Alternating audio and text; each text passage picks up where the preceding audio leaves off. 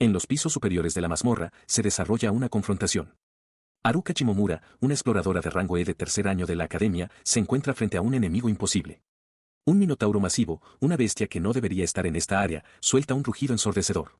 Incrédula, informa de la situación, cuestionando cómo un monstruo de rango A puede estar aquí y suplicando por refuerzos. Mientras habla, la bestia estrella su puño contra el suelo de piedra cerca de ella, haciendo volar escombros. Sus ojos se abren de par en shock ante el poder de la criatura. Ella se lanza hacia adelante, golpeando el brazo del minotauro con su espada, pero el ataque no tiene efecto. La bestia simplemente gruñe, con sangre goteando de la herida superficial. Haruka retrocede horrorizada, dándose cuenta de que lo que se suponía que era una simple sesión de entrenamiento se ha convertido en una lucha por su propia vida. Su mente recuerda sus aspiraciones. Es una exploradora que lucha en mazmorras, y hoy no estaba destinado a nada más que un entrenamiento ligero después de la escuela. Ahora, enfrentando a un minotauro de rango A que apareció de la nada, un único y aterrador pensamiento cruza su mente: ¿es así como muere? Pero la desesperación se convierte rápidamente en resolución. Arrojada al suelo, se niega a morir aquí. Piensa en su madre, que desapareció en el abismo de la mazmorra cuando ella era solo una niña. Impulsada por el deseo de volver a verla, jura sobrevivir y regresar a casa, sin importar el costo. En otro lugar, en lo profundo de los pasajes rocosos de la mazmorra, un hombre se mueve. Envuelto en una tela blanca andrajosa, su cabello oscuro cae sobre un rostro marcado por una delgada cicatriz en la nariz. Sus sentidos han captado algo. Mira hacia la boca abierta de una caverna oscura. Un olor inusual emana de ella, uno que le parece increíble. Es este olor el que ha llamado su atención. Mientras tanto, la lucha de Haruka ha llegado a su punto de quiebre. Empujada contra una pared, lucha por contener a la bestia, su fuerza se desvanece. Grita desesperadamente, preguntándose dónde están los refuerzos, dándose cuenta de que está en su límite absoluto. Su pie resbala. Con un rugido final y triunfante, el minotauro levanta su hacha masiva, preparándose para dar el golpe de gracia. Haruka solo puede mirar con terror, aceptando que está acabada. En ese preciso momento, una voz tranquila corta el caos. Ahí estás. El hombre de la capa andrajosa está en la entrada de la cámara, con la mano apoyada cerca de la empuñadura de su espada. Ha llegado. Se detuvo sobre la bestia caída, el olor de su muerte llenando el aire. Un único pensamiento cruzó su mente: un delicioso filete de res. Su mirada se desvió entonces del monstruo a la chica que se encogía en el suelo. Se inclinó más cerca, con una extraña intensidad en sus ojos, notando su dulce aroma. Reflexionó que aquí había más carne de buen aspecto, suficiente para una semana. Haruka solo pudo soltar un grito aterrorizado. Su terror dio paso a la conmoción al darse cuenta de que el hombre desaliñado estaba hablando. Rápidamente levantó una mano, suplicándole que esperara y se calmara, insistiendo en que era humana y no un monstruo. Él la miró, genuinamente perplejo, preguntándose por qué no sería capaz de hablar la lengua humana. Mientras se inclinaba para verla más de cerca, ella soltó otro grito. Fue solo entonces que se dio cuenta. Una mujer, pronunció, su expresión cambiando de la confusión a la sorpresa.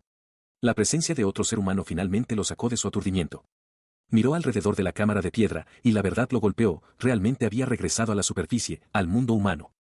Abrumado por la emoción, preguntó si podía tocarla para asegurarse de que era real, pero inmediatamente se retractó, disculpándose porque había pasado mucho tiempo desde que había hablado con alguien. Ella preguntó con cautela si él era un hombre. Él lo confirmó, y luego preguntó cómo había llegado ella allí y si era una exploradora. El término le era completamente ajeno. Ella le explicó que solo a los exploradores con licencia se les permitía cazar monstruos en las mazmorras, cuestionando cómo estaba él allí sin un permiso.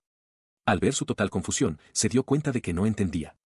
Él lo admitió, explicando que había estado en la mazmorra tanto tiempo que sus palabras no tenían sentido. Luego hizo una pregunta simple: ¿cuál era el año y el mes actual? Ella respondió llanamente: es mayo de 2025. La información lo golpeó con una fuerza visible. La fecha resonó en su mente. ¿2025? No puede ser, gritó. En el suelo manchado de sangre, un pequeño dispositivo oscuro yacía con la pantalla destrozada. Se agarró la cabeza con incredulidad, dándose cuenta de la implicación: había estado atrapado en la mazmorra durante 20 años. Haruka observaba, desconcertada por su reacción extrema. Mientras tanto, en la sede de apoyo a exploradores del distrito de Tokio, una operadora observaba la escena en un gran monitor. En la pantalla, el hombre entraba en crisis, lamentando que ahora tenía 30 y tantos años y ni siquiera había dado su primer beso. Ahora era un viejo, se quejaba. La mujer que miraba la pantalla, la hermana de Haruka, murmuró que ella tampoco podía creerlo. La imagen estaba demasiado granulada para confirmarlo, pero una cosa estaba clara: había una persona no autorizada dentro de la mazmorra. Desde su puesto en el cuartel general de apoyo a los exploradores, exige saber el estado del equipo de rescate. Una subordinada le informa de que están de camino al lugar, lo que la lleva a ordenar una comprobación de identidad inmediata del sujeto desconocido en cuanto lleguen. Mientras camina por la oficina, una colega se dirige a ella como profesora Ichime, advirtiéndole sobre su tono.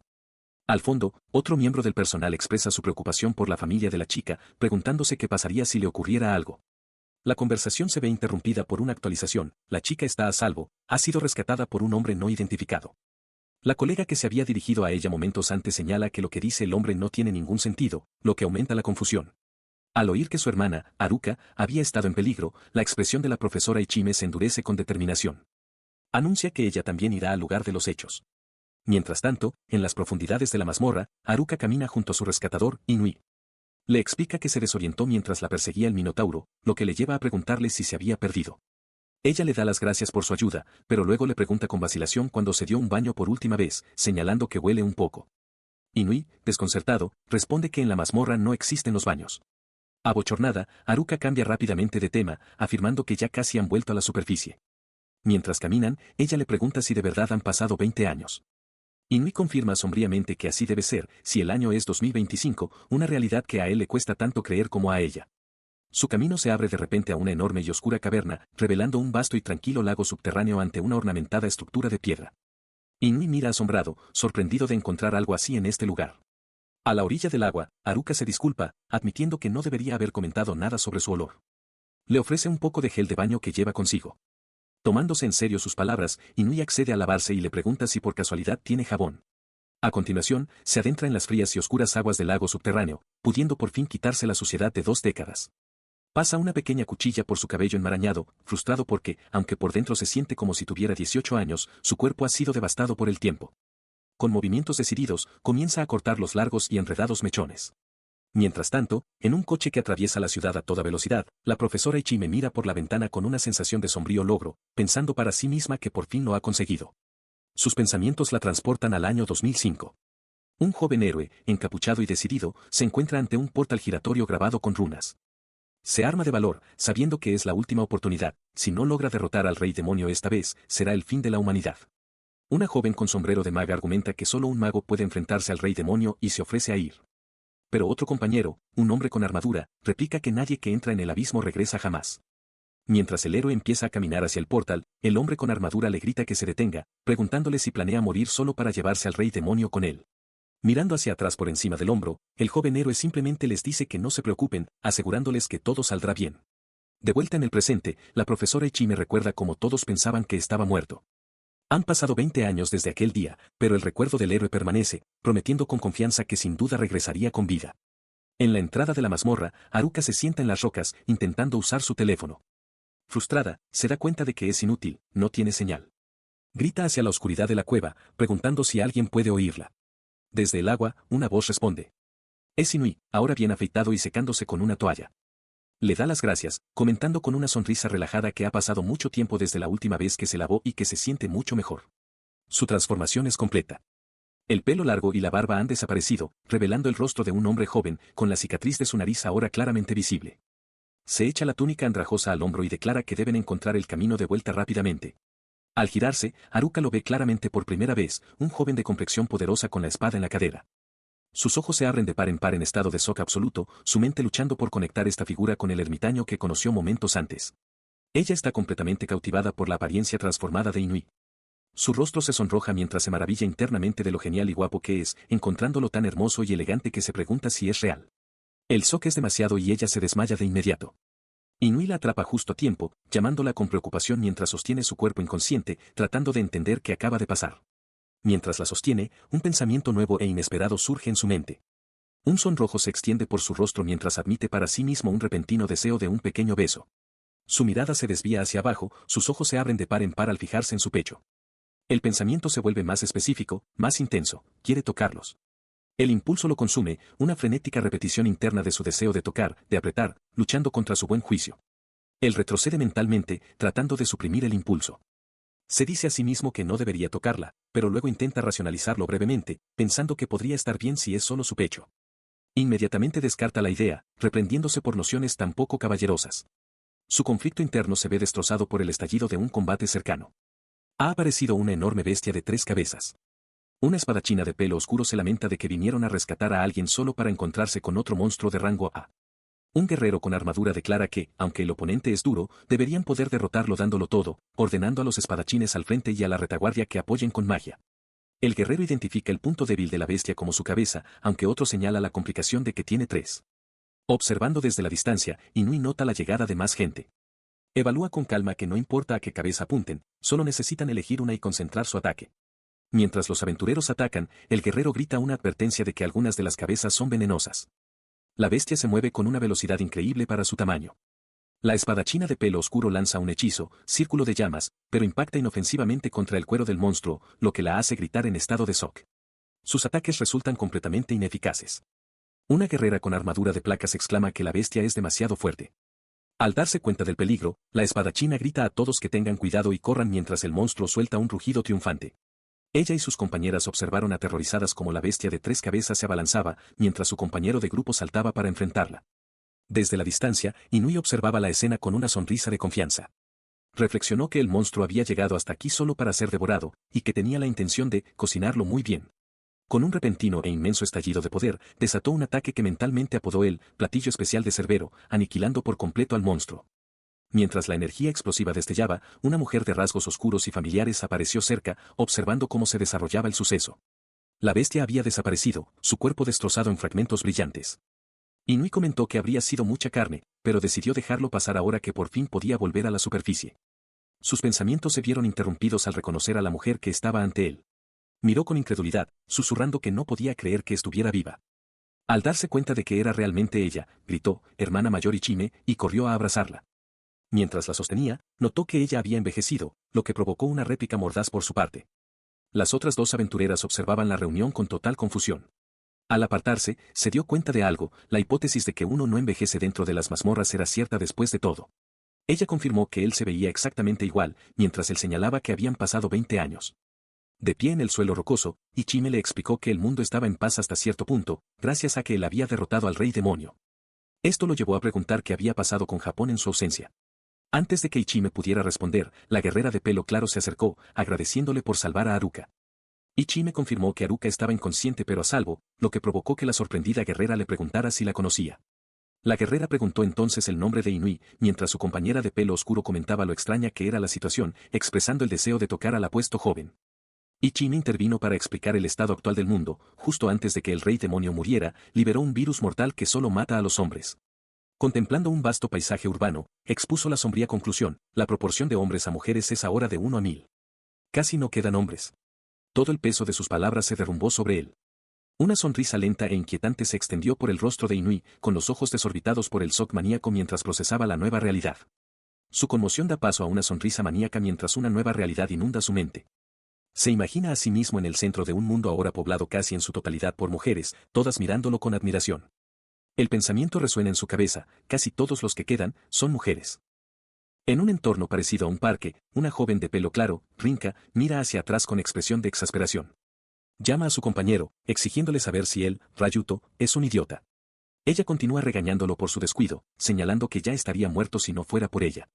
Ryuto, un joven de pelo oscuro y gafas, evita su mirada, explicando que ella siempre le trae pociones de todos modos. Rinka replica que al menos debería traer las suyas propias al entrar en una mazmorra, lo que le lleva a preguntar qué quiere decir. Él entonces sonríe y le pide a Rinka que cuide de él también fuera de la mazmorra.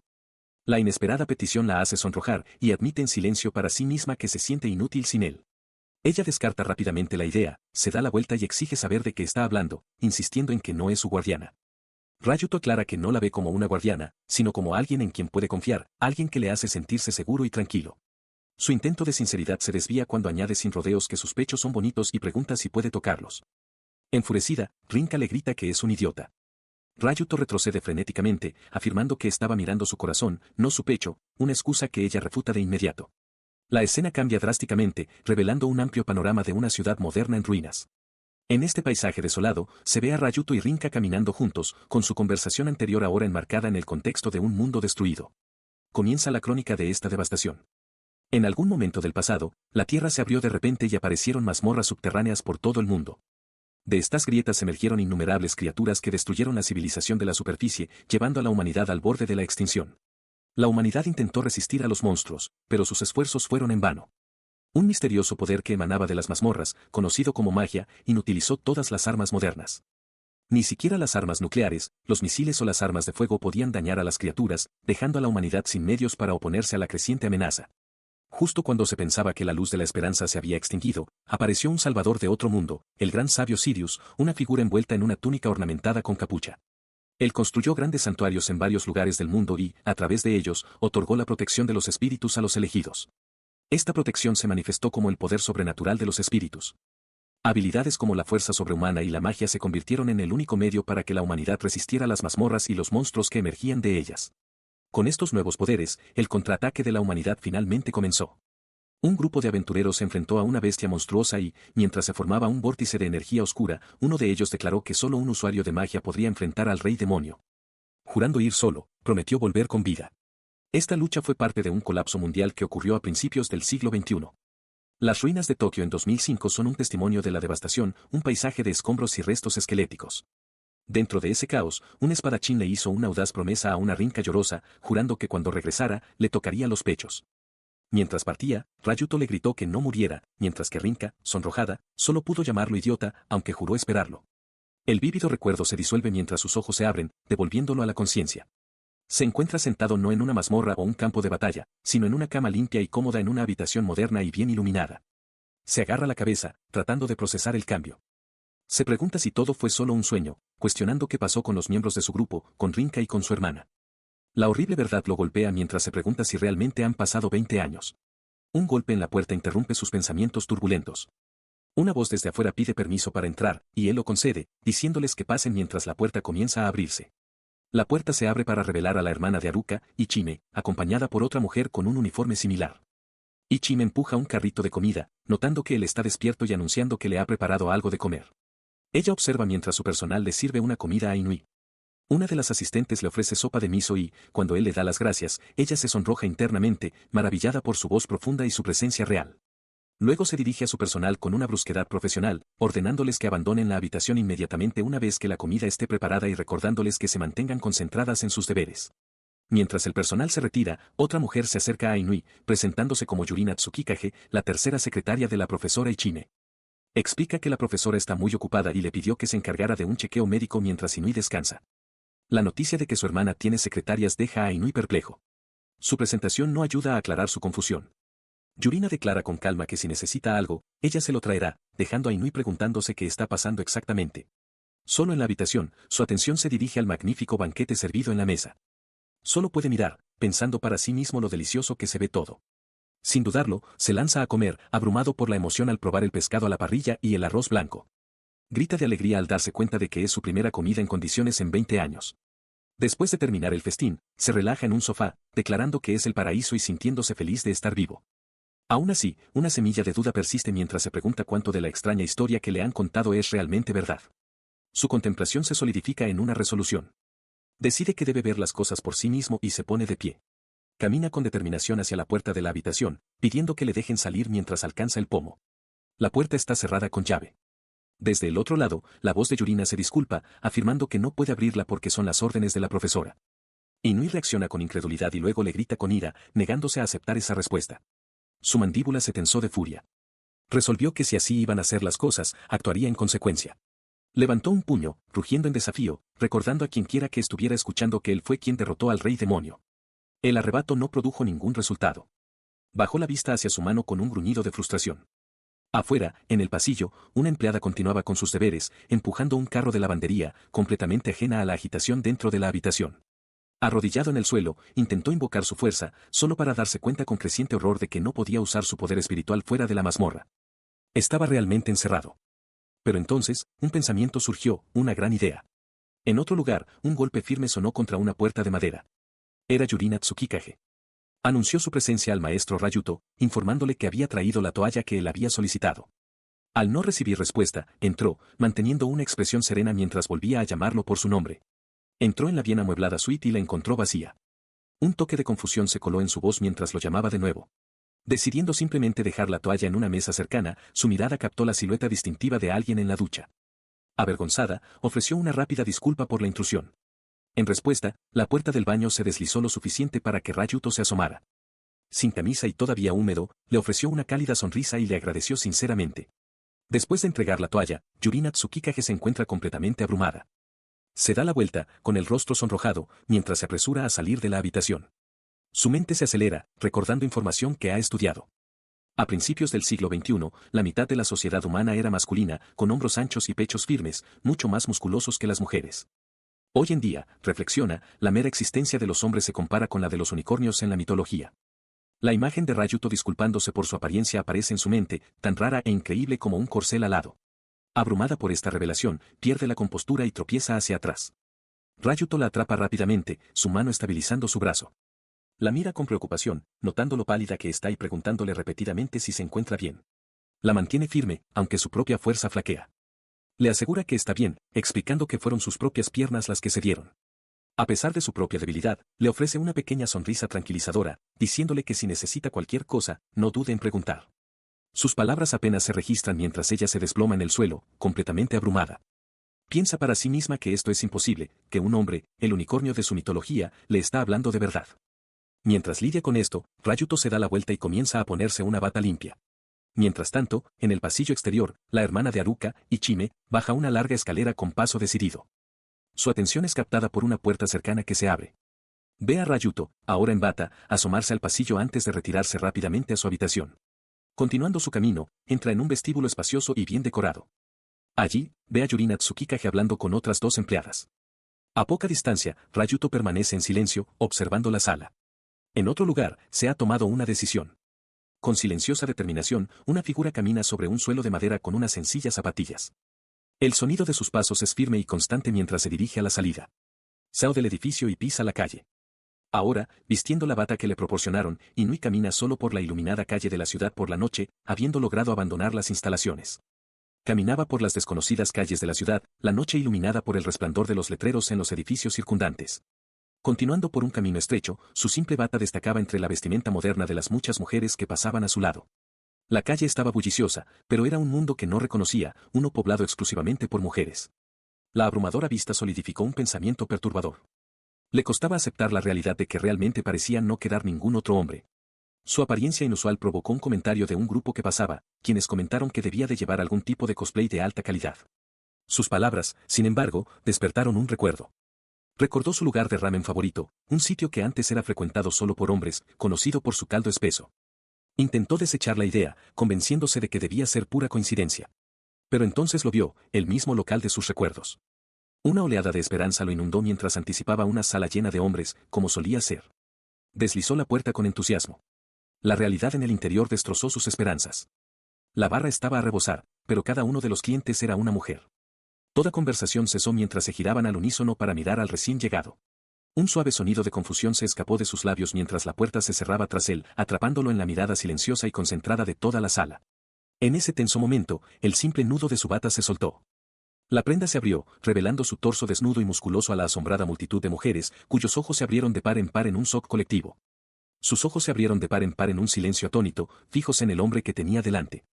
Inui, con la túnica completamente abierta, solo podía devolverle la mirada, atrapado en el repentino e intenso escrutinio. Huyó de la tienda, solo para encontrarse en una situación mucho más abrumadora en la calle.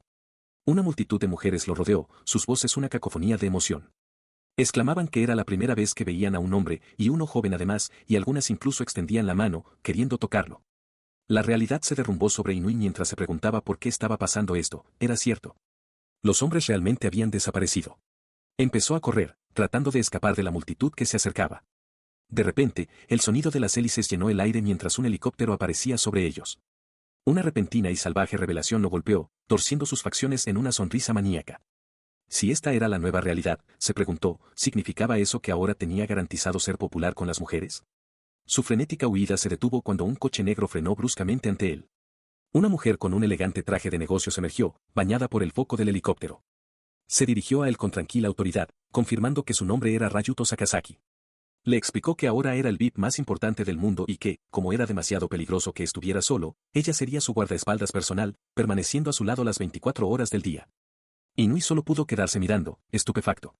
Ella le sostuvo la mirada, con una expresión indescifrable, mientras se presentaba formalmente. Mi nombre es Ayaka Tsukimisato. Encantada de conocerte. En el exterior de un gran y moderno hotel bajo un cielo estrellado, una voz exasperada corta la noche, emitiendo una severa reprimenda, te dije que te quedaras quieto y te comportaras, ¿o no? La fuente de la voz es Haruka, con el rostro contraído por la furia.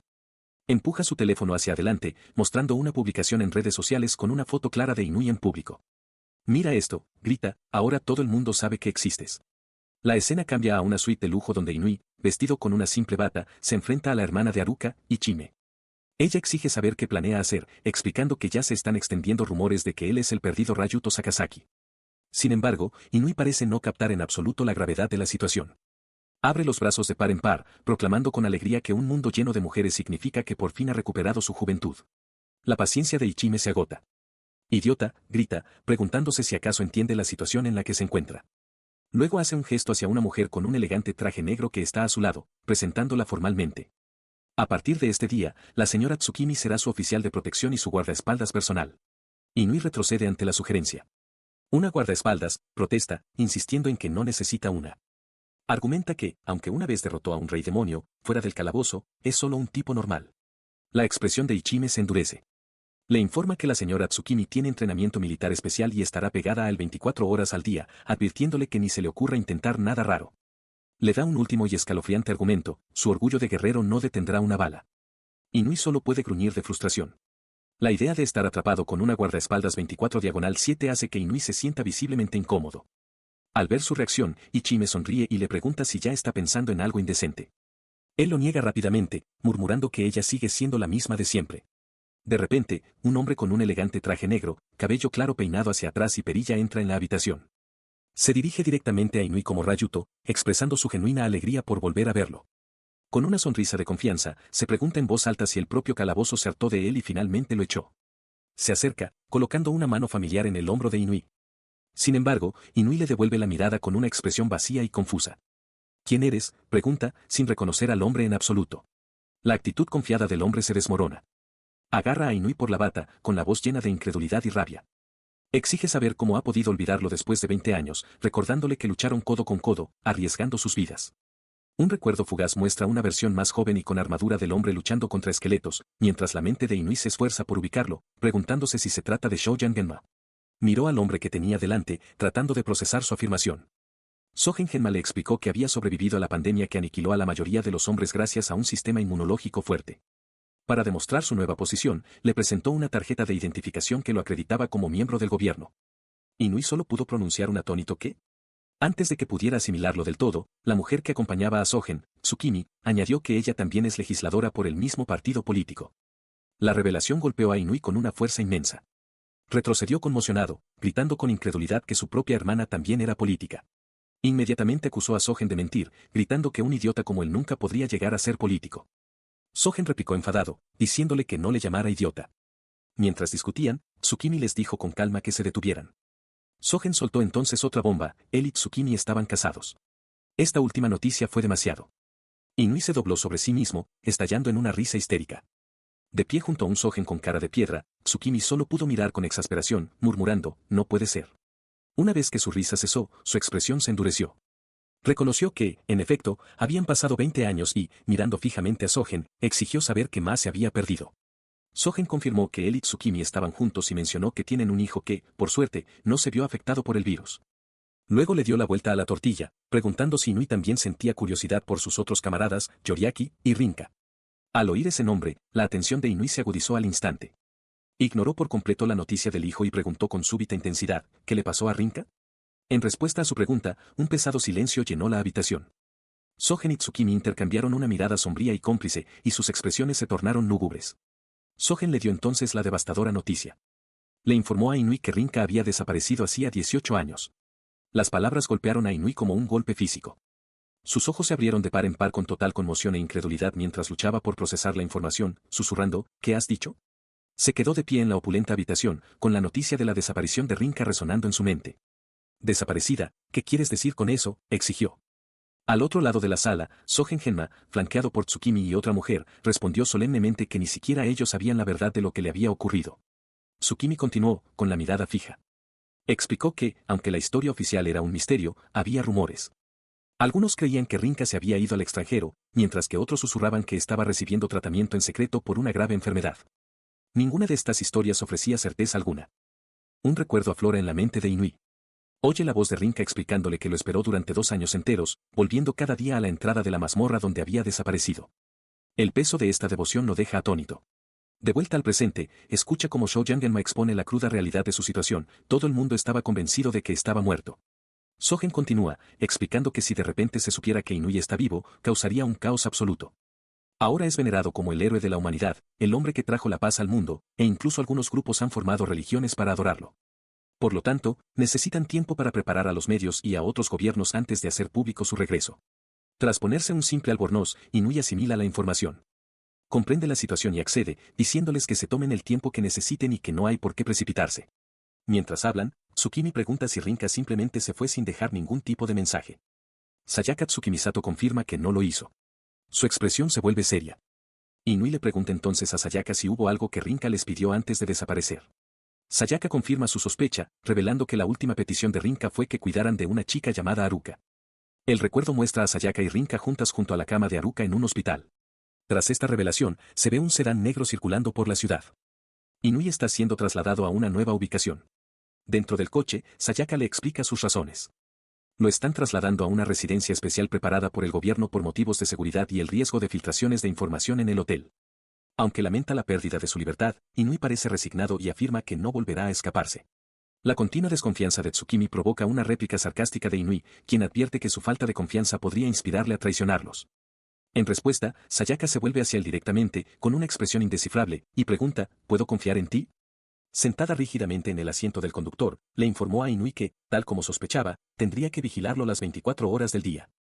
Él, con los brazos cruzados en el asiento del copiloto, repitió sus palabras pensativamente. Él insistió en el punto, preguntando si su vigilancia constante significaba que estarían juntos incluso cuando él durmiera. Sayaka miró hacia adelante, con una expresión indescifrable mientras procesaba su pregunta. Su pregunta la desconcertó visiblemente. Un ligero sonrojo apareció en sus mejillas mientras admitía que, si era necesario para su deber, podría tener que quedarse a su lado. Su compostura finalmente se rompió y le espetó que no dijera cosas tan extrañas. Recuperando rápidamente su comportamiento profesional, declaró que su misión era únicamente proteger la seguridad de Ryuto-sama y nada más. Cuando él le preguntó si hablaba en serio, lo afirmó sin dudarlo. Él la observó, con una pequeña sonrisa de complicidad en sus labios mientras repetía en voz baja la negación de ella para sí mismo. Una sonrisa de confianza se extendió por su rostro. Murmuró en voz alta que la negación de ella significaba que había, carta blanca, justo cuando el mundo fuera de su coche estalló en una violencia repentina. Un vehículo en la calle de adelante salió volando por los aires. La calma se hizo añicos por un violento impacto que sacudió su propio vehículo. El otro coche se había estrellado justo delante de ellos.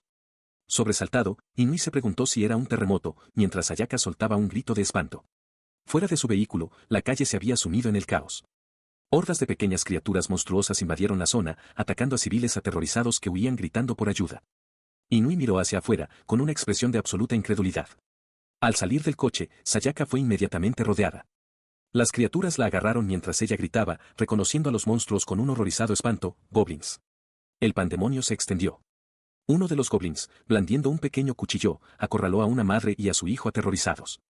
Gritos de «no quiero» y «mami» llenaron el aire mientras la calle se convertía en una escena de puro terror.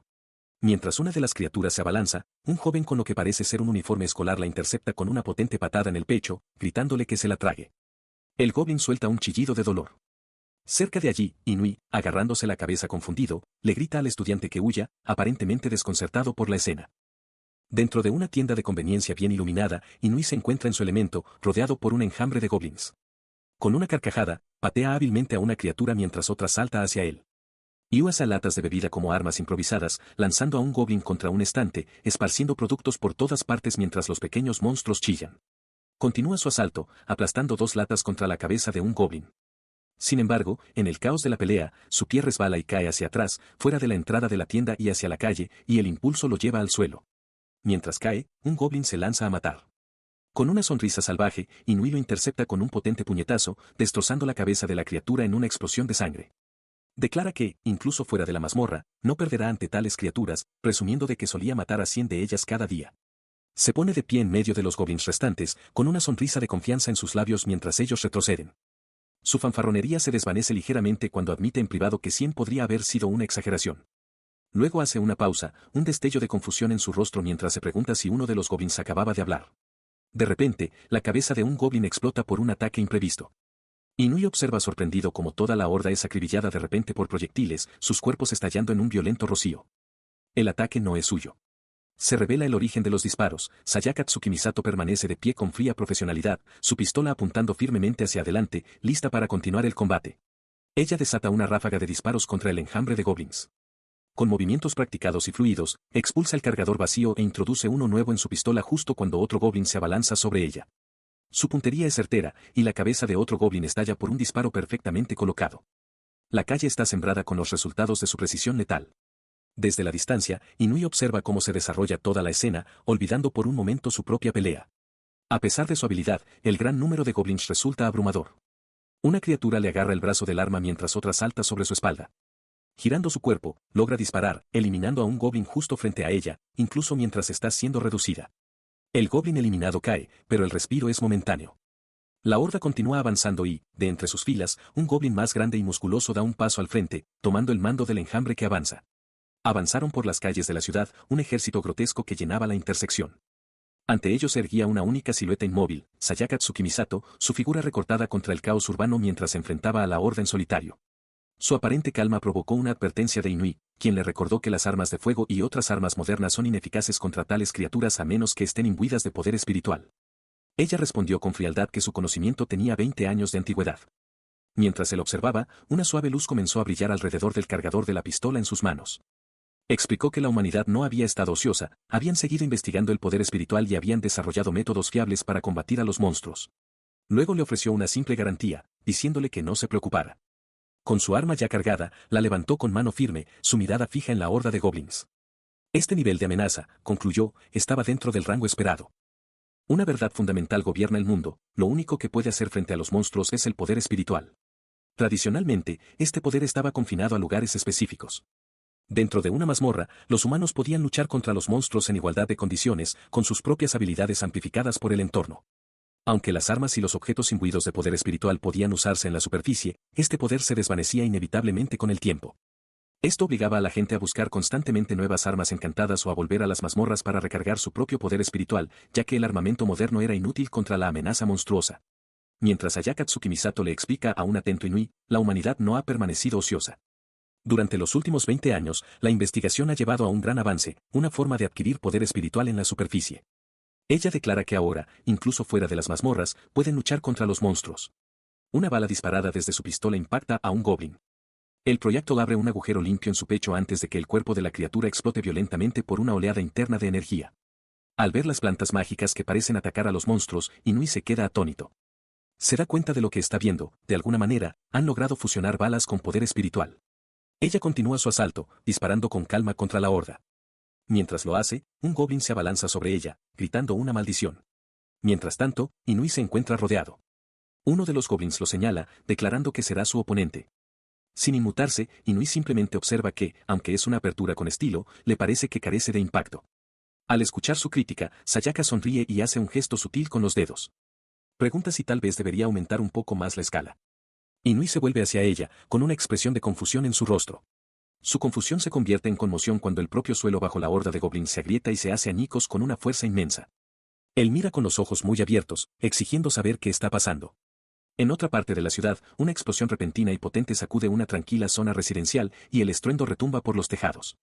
El origen de la perturbación es un portal colosal y oscuro que ha rasgado el asfalto de la calle, desatando un torrente de monstruos grotescos. Inui, derribado en el suelo, solo puede mirar con los ojos desorbitados de horror mientras la horda invade la ciudad y la pata con garras de una criatura reptiliana aterriza justo delante de él. El caos se transmite por toda la nación. Una presentadora de noticias informa con urgencia que una horda de monstruos ha emergido del calabozo de Shinjuku y se está extendiendo rápidamente por el centro de Tokio, emitiendo una súplica desesperada para que los ciudadanos evacúen. En una oficina, Sayaka Tsukimisato ve el informe y su compostura se quiebra en incredulidad mientras susurra, no puede ser. En medio del caos de una ciudad en ruinas, ruge una horda de monstruosos hombres lagarto. Inui se queda impactado mientras su compañero, Ryuto, le grita una advertencia, con el rostro pálido de terror. Le explica que estos nuevos monstruos son mucho más fuertes que los goblins a los que se han enfrentado antes. Él responde al instante, su puño impacta en la cabeza de un hombre lagarto y la hace explotar en un torrente de sangre. Cerca de allí, Sayaka Tsukimisato apunta con una pistola, con expresión desesperada mientras le suplica que se dé prisa y huya. A pesar de su poder, la marea de monstruos es interminable. Un enjambre masivo y retorcido de criaturas grotescas avanza por las calles devastadas, su número es abrumador. Al darse cuenta de la inutilidad de una confrontación directa, Inui agarra a Sayaka del brazo y tira de ella, comenzando una huida desesperada a través de los escombros. La horda los persigue sin descanso, un mar caótico de garras y dientes que amenaza con engullirlos por completo en cualquier momento. Mientras corre, expresa su incredulidad de que una puerta de monstruos pudiera abrirse en Tokio, cuestionando si el mundo de la superficie realmente se había vuelto pacífico. Sayaka explica que, aunque los monstruos desaparecieron tras la muerte del Señor de los Demonios, una puerta sí apareció una vez, hace unos años. De repente, su pierna cede y cae, instándole a que la deje atrás y se salve. Él se niega a abandonarla. Gritando su nombre, Inui se interpone entre Sayaka y un hombre lagarto que la ataca, destrozando la mandíbula de la criatura con un único y brutal puñetazo. Pero el acto heroico lo deja vulnerable. La lanza de otro monstruo lo atraviesa por la espalda, empalándolo limpiamente en el pecho. Él jadea, la sangre brota de la herida mientras se derrumba entre los escombros. La agonía recorre su cuerpo mientras se agarra el arma clavada en su pecho. Maldice, incapaz de aceptar que podría morir aquí después de haber escapado por fin de la mazmorra. Su mente se obsesiona con un arrepentimiento desesperado y primario, ni siquiera ha tocado las tetas de Rinka todavía. Este pensamiento llena su conciencia que se desvanece. Una imagen de Rinka sonriendo aparece ante sus ojos. El mundo a su alrededor se deforma, los hombres lagartos son reemplazados por goblins, los monstruos de su pasado. Está rodeado, empalado por la espalda mientras otro se abalanza sobre su garganta y su visión se nubla en la oscuridad. Mientras su conciencia se desvanecía, una visión de Rinka llenó su mente. Ella le sonreía, con una expresión que mezclaba seducción y desesperación. Le ofreció una razón para vivir, preguntándole si quería tocar sus pechos. Si ese era el caso, razonó, entonces no podía morir. La imagen lo golpeó con la fuerza de un impacto físico, su ojo se abrió de par en par en estado de shock mientras el nombre de ella resonaba en sus pensamientos, Rinka. Una colosal explosión de energía, un fenómeno apodado la explosión de lujuria, estalla sobre la ciudad, su onda de choque se propaga a través del denso paisaje urbano. Tras la explosión, Inui se sienta solo en medio de un cráter de escombros, rodeado por los cuerpos sin vida de la horda de goblins. Se mira su propia mano, salpicada de sangre y suciedad, con una expresión de conmoción y confusión en su rostro mientras se pregunta internamente por el origen de este poder devastador. Su llegada es silenciosa. Tsukimi entra en la calle en ruinas, su aguda mirada recorre la destrucción antes de posarse en la exhausta figura de Inui. En otro lugar, en lo alto de la ciudad, en un moderno rascacielos, Ichime Shimomura se recorta contra un enorme ventanal, contemplando la vasta metrópolis. Reflexiona sobre el hombre al que llama, señor héroe, creyendo que tiene una idea equivocada. El recuerdo del rostro de su padre, asesinado por ese mismo hombre, es una imagen que se da cuenta de que nunca podrá olvidar. En otra parte de la ciudad, una misteriosa mujer con una chaqueta de cuero mira hacia atrás con una sonrisa de confianza, declarando que la batalla aún no ha terminado. Al caer la tarde, un tranquilo barrio residencial se asienta bajo el cielo crepuscular. Las calles están casi vacías, salvo por un camión solitario estacionado en una calle lateral, con los faros apagados. A través de una ventana cercana, se ve a Inui descansando en una cama sencilla, el desgaste físico y mental de los acontecimientos del día finalmente pasándole factura. Se remueve, recuperando la conciencia lentamente. Su mano, todavía hormigueando por las secuelas del poder, aparece en su campo de visión mientras intenta reconstruir lo que sucedió. Lo último que recuerda es haber desatado su magia, pero esta habitación limpia y desconocida no es donde cayó. Se sienta, preguntándose por su entorno. Su pregunta queda en el aire al percatarse de una figura en la puerta. La reconoce, murmurando su nombre, Sayaka. Un suave golpe precede su entrada. Mientras él se incorpora, ella le asegura que está en un lugar seguro, uno que está altamente insonorizado. Aún desorientado, él insiste en obtener respuestas, preguntando qué pasó y dónde está exactamente. En lugar de responder directamente, ella comienza a quitarse el blazer, sus acciones lo toman completamente por sorpresa. Le pregunta si estaría bien que ella lo acompañara esta noche, su pregunta lo deja atónito, con los ojos muy abiertos y en silencio. Con la camisa ya desabotonada, lo mira con una expresión decidida, aunque ligeramente sonrojada. Le explica que esto también es parte de su trabajo. Sus palabras quedan en el aire mientras sus manos se mueven hacia el cierre de su falda, dejando claras sus intenciones. En una oficina, una oficial superior felicita a la subteniente Tsukimisato, informándole que ha sido seleccionada para el puesto de oficial de escolta masculina. Tsukimisato expresa sus dudas, preguntándose si podrá manejar una misión tan importante. Su superiora la tranquiliza, afirmando que lo hará bien porque es una oficial excelente y hermosa. La superiora comienza a aclarar que el deber más importante de una oficial de escolta masculina es algo completamente diferente. Antes de que pueda terminar la frase, la escena se interrumpe con el sonido seco de una puerta corrediza al abrirse. La puerta se abre al cuarto de Inui, donde él está sentado en su cama. Sayaka Tsukimisato entra, vestida solo con su ropa interior, y se disculpa educadamente al pasar. Ella pasa a su lado y se sienta en el borde de la cama, dándole la espalda por un momento. Sobresaltado, Inui exige saber por qué está en ropa interior. Mientras grita su nombre, ella se gira y lo empuja hacia la cama. Con una expresión seria, le informa que está actuando bajo una orden del comando. Entonces declara su verdadera misión, asegurar los genes de Ryu Tosama. Inui solo puede mirarla, completamente perplejo por su declaración. Ella explica que asegurar la semilla del héroe legendario es su máxima prioridad para garantizar la próxima generación de talentos. Al pedir su cooperación, deja en claro que él no tiene derecho a negarse. Aterrado, Inui protesta que no está mentalmente preparado para esto mientras es empujado sobre la cama. Inclinándose sobre él, Tsukimisato observa la reacción de su cuerpo y señala que, a pesar de sus palabras, parece que está bastante listo. Su confusión es palpable. Al ver su vacilación, Tsukimisato lo mira con determinación y declara que ella lo ayudará. Cuando ella se abalanza, una poderosa fuerza brota de Inui, lanzándola por los aires al otro lado de la habitación. Él grita, sorprendido por su propia reacción involuntaria. Desde el suelo, una Tsukimisato derrotada se disculpa profusamente, admitiendo que no puede hacerlo. Ella queda desconcertada por su repentino arrebato. Tumbado debajo de ella, con la camisa desgarrada por la explosión de energía, Inui declara que ha tomado una decisión. Aunque sea una orden de su superior, no puede hacerlo. Proclama que está guardando su primera vez para una mujer llamada Rinka, un juramento que hizo sobre su pecho. Su compostura profesional se resquebraja al admitir que lo encuentra atractivo y que desea desesperadamente tocarlo, pero que el sexo es lo único que no puede hacer. Intenta tranquilizarlo, diciendo que terminará rápidamente. Azorado, él le dice que espere, buscando una aclaración. Le pregunta si su único objetivo es obtener sus genes, y si llevar eso de vuelta es todo lo que importa. Tras su negociación, el intercomunicador del apartamento suena, interrumpiendo la tensa atmósfera. Un momento después, Inui aparece en la puerta, sosteniendo un pequeño recipiente.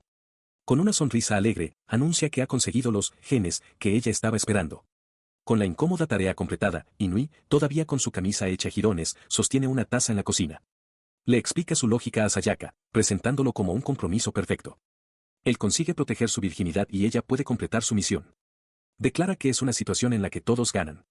Tras un momento de reflexión, ella acepta en silencio su razonamiento. Habiendo procesado la situación, ella le dice que debe de estar cansado y que debería descansar un poco, con un tono ahora más amable y considerado. Él la observa desde la distancia, mientras se le ocurre una nueva idea. Razona que, mientras solo mire y no toque, podría ser aceptable. Basándose en esta lógica interna, aprieta el puño con súbita resolución y hace una petición audaz. Ya que están allí juntos, le pregunta si estaría dispuesta a mostrarle el pecho. Una sonrisa pícara y expectante se dibuja en su rostro mientras espera su respuesta.